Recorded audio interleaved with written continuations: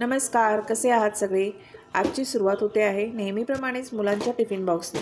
तर आज मुलांना टिफिनला मी पालकचा प्रोटीनयुक्त पराठा बनवून देणार आहे। आता हा प्रोटीनयुक्त मी असं का म्हणते आहे हे तुम्ही पूर्ण व्हिडिओ पाहिल्यावरच तुम्हाला कळेल, तर व्हिडिओ पूर्ण पहा। आता मी इथे स्वच्छ पहिला पालक स्वच्छ धुवून घेतला आहे आणि 1-8 मिनिटं इथे मी ब्लांच करणार आहे। जास्त वेळ उकळायचं नाही आहे आपल्याला, 1-8 मिनिटं फक्त ठेवून द्यायचं आहे। तोपर्यंत मी इथे बटाट्याचे काप करून घेतले आहे। माझ्याकडे बटाटा स्लाइस करायचंच आहे मशीन, त्याने पटापट होऊन जातात। आता मी हा ब्लांच केलेला पालक त्याच्यामध्ये थोडीशी लसूण आणि मिरची घालून ग्राइंड करून घेतला आहे।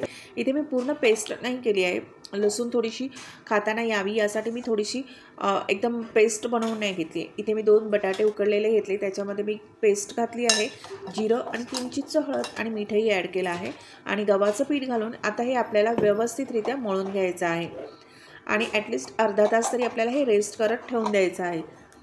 बघू शकता हे मी पीठ मळून घेतलं आहे। आता आपल्याला याची स्टफिंगची तयारी करायची आहे। त्यासाठी मी पहिलं पनीर घेतलं आहे, पनीर मी इथे कुस्करून घेत आहे, तुम्ही इथे किसूनही वापरू शकतात। आता त्याचबरोबर मी याच्यामध्ये चीजचे स्लाइस ॲड केले आहे। तुमच्याकडे जर क्यूब असेल, मोझरेला चीज असेल तर तुम्ही तेही घालू शकतात। ऑरेगॅनो आणि चिली फ्लेक्स ॲड करून मिक्स केलं आहे। आता हे भांडं थोडं छोटं होत होतं म्हणून मी मोठ्या भांड्यात ट्रान्सफर करून व्यवस्थित हे मिक्स करून हातानेच मिक्स करून घेतलं आहे। बघू शकतात आता मी हे साईडला ठेवून दिलं। तोपर्यंत बटाट्याच्या कापांना मी हळद, मीठ, मिरची पावडर, धणे जिरे पावडर लावून मिक्स करून घेतलं। माझ्याकडे रवा आणि तांदळाचं पीठ होतं, त्याला मी कोट करून बटाट्यांना फ्राय करून घेतलं आहे। बघू शकतात झटपट होतात आणि मुलांना खूप आवडतात। भजी व्यतिरिक्त हे एक चांगलं ऑप्शन आहे मुलांच्या डब्यासाठी, तर नक्की करून पहा। आता इथे जे आपण पीठ मळलं होतं त्याची मी छोटी चपातीसारखं लाटून घेतलं। बघू शकतात हे तुम्ही जनरली असे पराठे करतच असाल।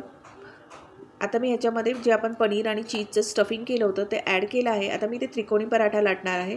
आता मी हे व्यवस्थित पॅक करून घेतला आणि व्यवस्थित दाबून घ्यायचं, म्हणजे जे आतलं स्टफिंग आहे ते सगळ्या बाजूंकडे पसरलं जातं। आता मी इथे लाटून घेतला आहे पराठा, बघू शकता, आणि हा व्यवस्थित दोन्ही बाजूनी फ्राय करून घ्यायचा आहे। मस्त होतो, एक वरून भरपूर तूप लावायचं आहे, एकदम छान खुसखुशीत मस्त होतो हा। दोन्ही बाजूनी मी व्यवस्थित भाजून घेतला आहे। मुलांचे दोन्ही डब्बे माझे तयार झालेले आहेत। आता मी हे पॅक करून घेते। सकाळची खरंच एवढी घाईघाई असते ना की काय बनवायचं आणि पटकन 1 तासात आपला स्वयंपाक झाला पाहिजे मुलांना द्यायला, त्यामुळे घाईघाईतच बनवावा लागतो। आणि मुलांच्या आवडीचं दिलेलं नेहमीच चांगलं असं मला वाटतं, कारण की जे खाऊन आले नाहीत तर उगाच तो टिफिनही फुकट वेस्ट जातो आणि मुलंही उपाशी राहतात पूर्ण दिवसभर। याच्यासाठी मुलं जे खातील तेच मुलांना दिलं पाहिजे। आपण त्याच्यात काहीतरी व्हेरिएशन करून दिलं तर मुलांचे सगळं पोटातही जातं आणि मुलं आवडीने देखील खातात। आता माझे टिफिन दोन्ही तयार झाले आहेत, मुलंही शाळेत गेली आहे।